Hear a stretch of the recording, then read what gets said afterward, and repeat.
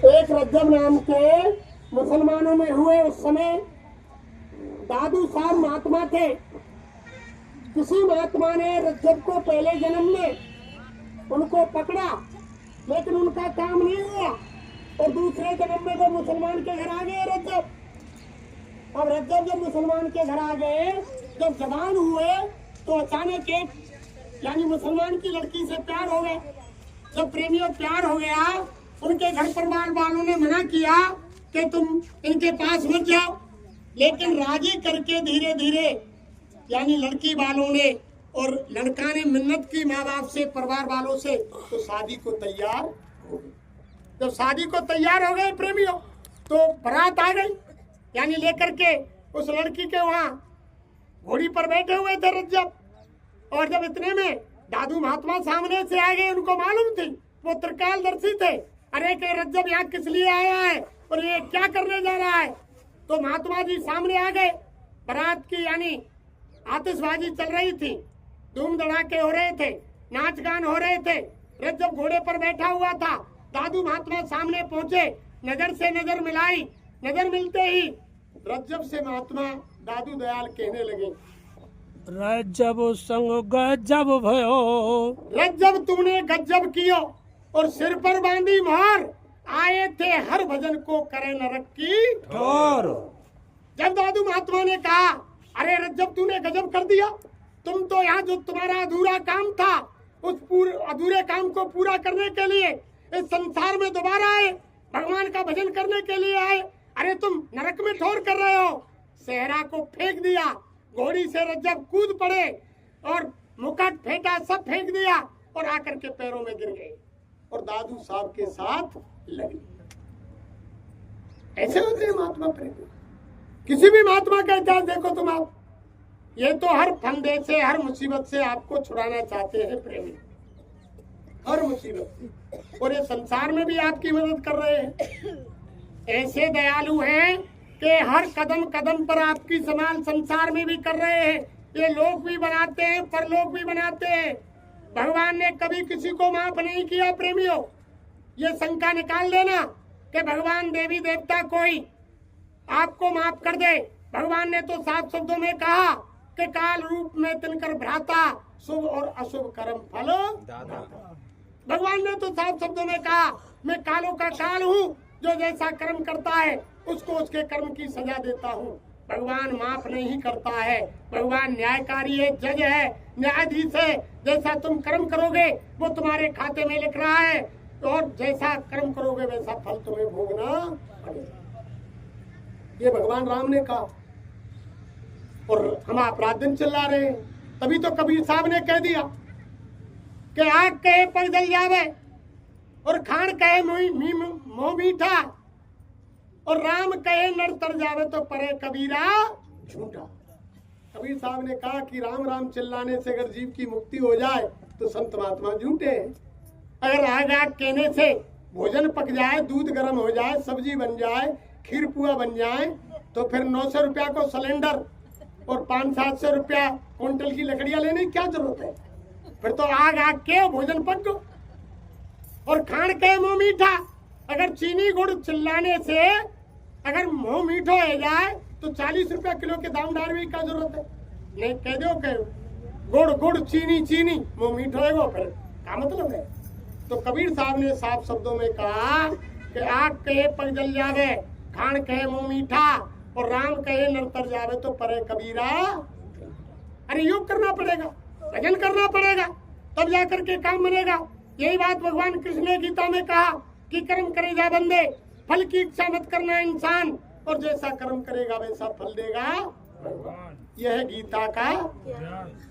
खुद गीता में ये कहा कि तुम जैसा कर्म करोगे वैसा फल तुम्हें भोगना पड़ेगा। उसको कोई मेटने वाला नहीं। अगर तुमने पेड़ तो बबूल को लगा दियो घर में और तुम भगवान के हाथ जोड़ के कह रहे कि भगवान हम आम लगने चाहिए, तो बताओ कैसे आ जाएंगे? बबूल में तो कांटे ही लगेंगे, आम को पेड़ बोएंगे तो आम मिलेगा। तो तभी तो कहा कि करे बुराई सुख चाहे, करे बुराई सुख चाहे और कैसे सुख को पाए, और बोवे पेड़ बबूल को आम कहते। महात्माओं ने बहुत सीधे सरल तरीके में प्रेमियों समझाया। इसलिए आप समय निकाल करके, समय बहुत विकराल आ रहा है सामने, अब ज्यादा समय नहीं है, समय बिल्कुल इस समय कगार पर है। अगर आपको खराब समय से बचना है और घर में अगर आपको परिवार में अमन चैन सुख शांति देखनी है और बीमारी और लड़ाई झगड़ों से बचना है तो आप सबसे पहले तो शाकाहारी हो जाओ। मांस मछली अंडे शराब का सेवन छोड़, ये इंसानों का भोजन नहीं है। ये गुरु महाराज की यानी बात है कि बाबा जी का कहना है। और शाकाहारी हो जाओगे तो बीमारी से बच जाओगे, और बाबा जी तो बचा रहे हैं और शाकाहारी बना रहे। ये साईं महाराज का नारा है कि आप अगर आने वाले संकट, मुसीबत, बीमारी, लड़ाई झगड़े, महामारी, भुखमरी, वर्षा, सूखा, अकाल, भूकंप, अनेकों प्रकार की आपदाओं से बचना है तो आप सबसे पहले शाकाहारी हो जाओ। सबसे पहला काम ये है। और उसके बाद जब दिन में जहाँ भी तुम काम करते हो, ईमानदारी मेहनत से दुकान दफ्तर खेती का काम करो और शाम को घर में आओ, बाल बच्चों की सेवा करो, आए गए का आदर सत्कार करो।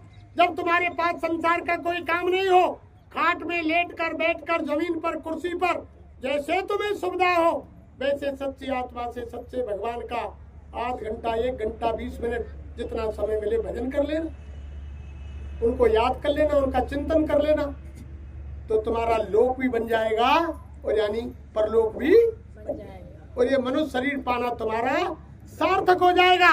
अगर तुमने बाबा जी की बात को नहीं माना तो ये मनुष्य शरीर बेकार चला जाएगा और फिर तुम्हारी जीवात्मा नरक 84 में डाल दी जाएगी और फिर ये दोबारा मनुष्य शरीर आपको नहीं मिलेगा। ये सोच लो, समझ लो, अभी समय है। बाबा जी तो बचाना चाहते हैं और ये तारीख निश्चित है प्रेमी। तो आप ये मत समझो कि बाबा जय गुरुदेव के बंदे पागल हो गए, चिल्लाते हैं कि बाबा जी का कहना है और शाकाहारी रहना है। अभी समय तो यानी बचना चाहो तो और फिर मत कहना हमें बचाओ। अभी समय है, जो बचना चाहो और फिर मत कहना हमें बचाओ। तो आप ये समय निश्चित है, इसलिए पुकार रहे हैं कि वो तारीख निश्चित है। जब वो तारीख खत्म हो जाएगी प्रचार की, तब न्याय के तख्त पर जज बैठ जाएगा और तुम्हारी फाइल को लेकर तुम्हारे कर्म के अनुसार फैसला सुनाएगा। फिर माफी नहीं मिलेगी। अगर तुमको तुम्हारे कर्मों की माफी करानी है तो अभी करा लो और समय निकाल करके ध्यान भजन कर लो और शाकाहारी हो जाओ।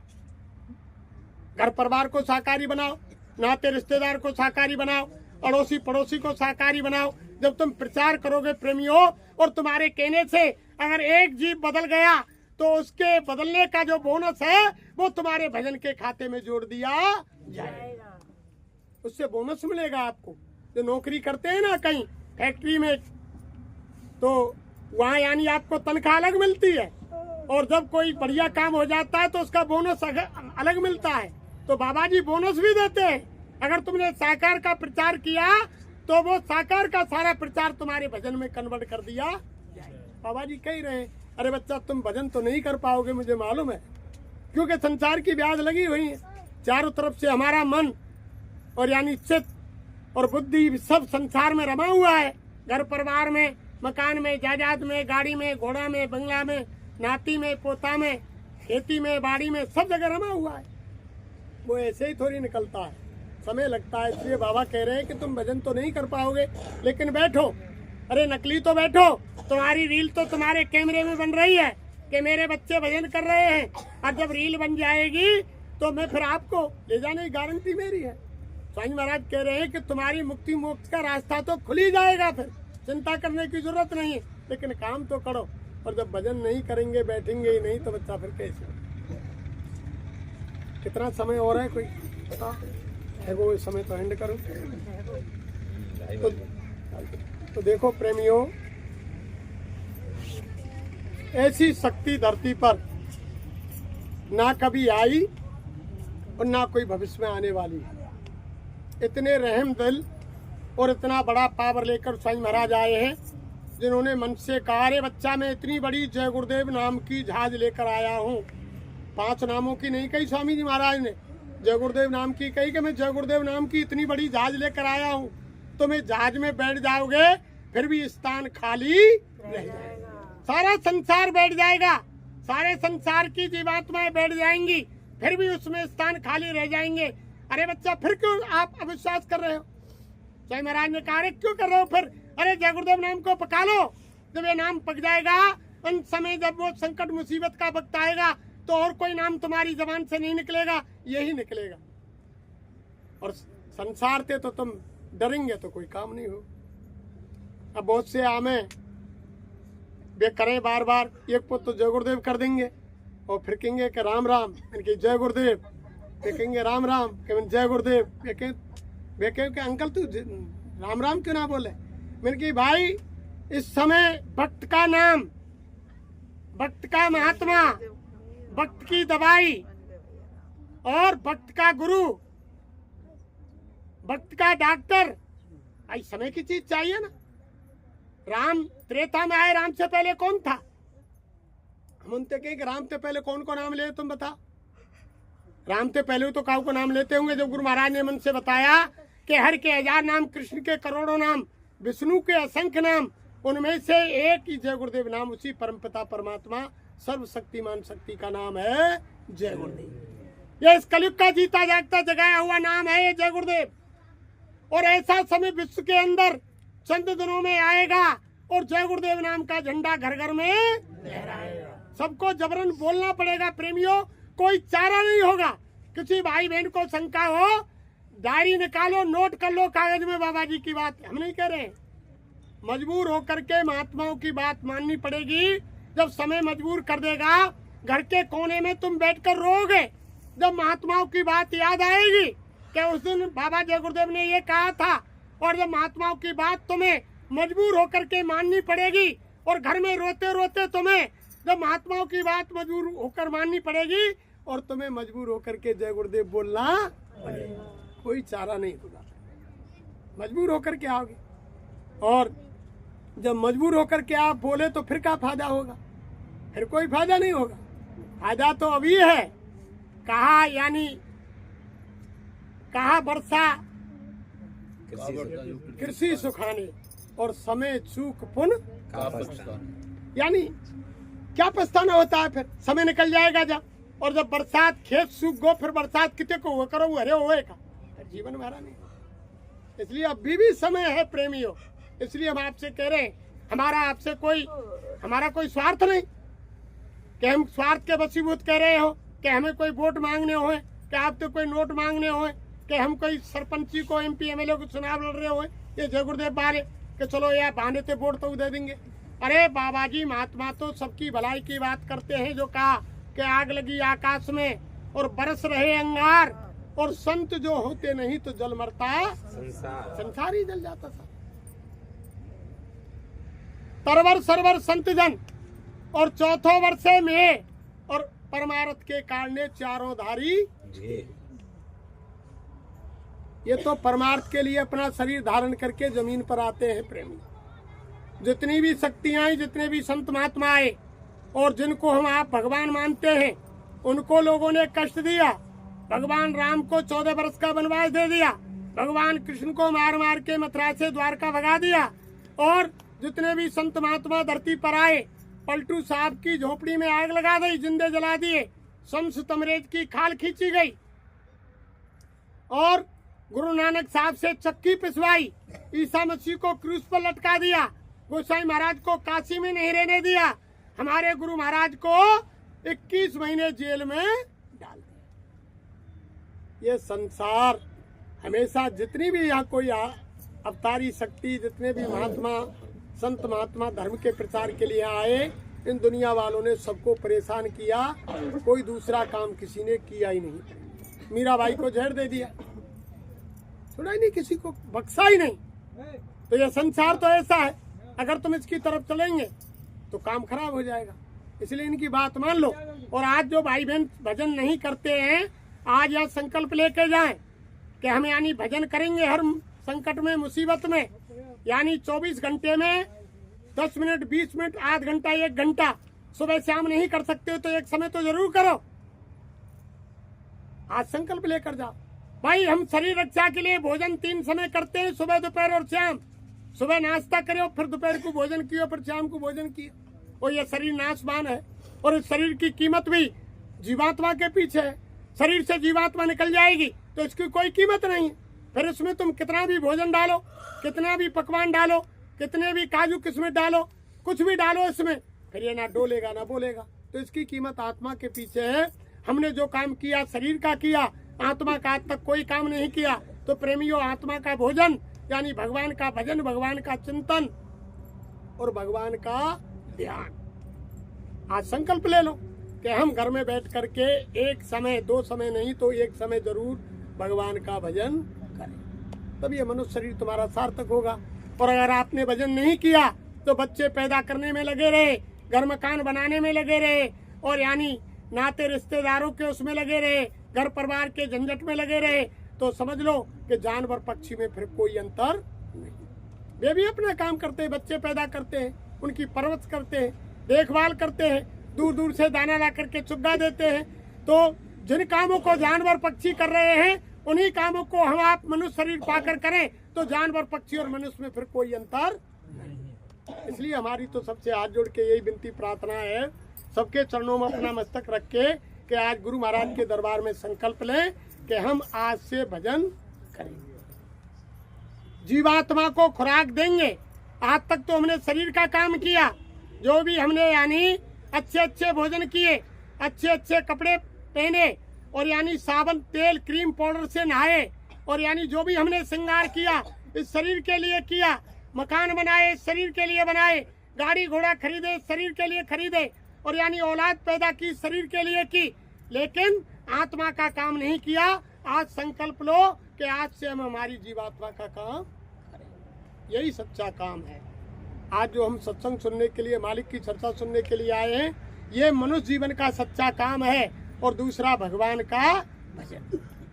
ये सब ऐसे नहीं, गुरु महाराज के दरबार में जो भी प्रेमी अपना काम काज संसार का छोड़ करके आता है, जैसी जो इच्छा भावना लेकर आता है, उसको वैसा ही संसार में और यानी लोक में परलोक में दोनों तरफ लाभ मिलता है। प्रेमियों, जो जैसी इच्छा लेकर आता है, किसको यानी 1 आना, 2 आना, 4 आना, 10 आना, 12 आना, 16 आना, जैसी जो भावना लेकर आता है, गुरु के दरबार से कोई भी जीव खाली नहीं।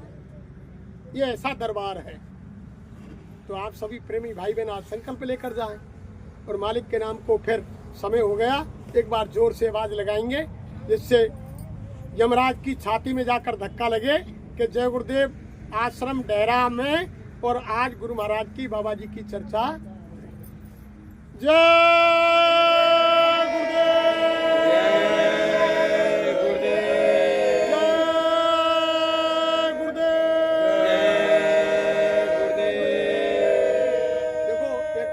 बात याद आ गई। गुरु महाराज ने एक बार मन से कहा, ऐसे ही नाम बुलवा करके, और स्वयं महाराज बोले, मथुरा की बात है, स्वयं महाराज बोले, अरे बच्चा जोर से बोलो, जब तुम्हारी आवाज मेरे कानों में आएगी तो उस मालिक तक आपकी आवाज यानी पहुंचा दी जाएगी। ऐसे स्वयं महाराज बोले कि आपकी आवाज मालिक तक पहुंचा दी जाएगी। अरे बच्चा सब बोलो, कोई नहीं रहेगा, जोर से बोलो। तो ये आवाज ऐसे ही नहीं है प्रेमियों, ये सीधी आपकी हमारी आवाज गुरु महाराज मालिक के दरबार में पहुंचा। अब 2 मिनट के लिए कीर्तन करो। जय गुरुदेव, जय गुरुदेव, जय गुरुदेव बोलो भैया, यारी पार लगेगी नैया। जय गुरुदेव, जय गुरुदेव बोलो भैया, यारी पार लगेगी नैया। जय गुरुदेव, जय गुरुदेव बोलो भैया, याईते पार लगेगी नैया। जय गुरुदेव, जय गुरुदेव बोलो भैया, याईते पार लगेगी नैया। जय गुरुदेव, जय गुरुदेव बोलो प्यारे, याईते कष्ट मिटेंगे सारे। जय गुरुदेव, जय गुरुदेव बोलो प्यारे, याईते कष्ट मिटेंगे सारे।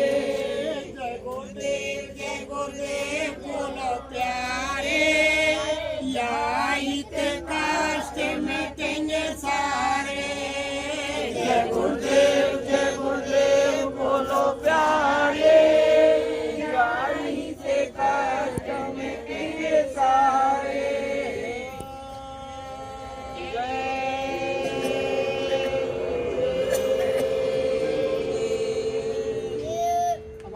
खड़े हो जाए।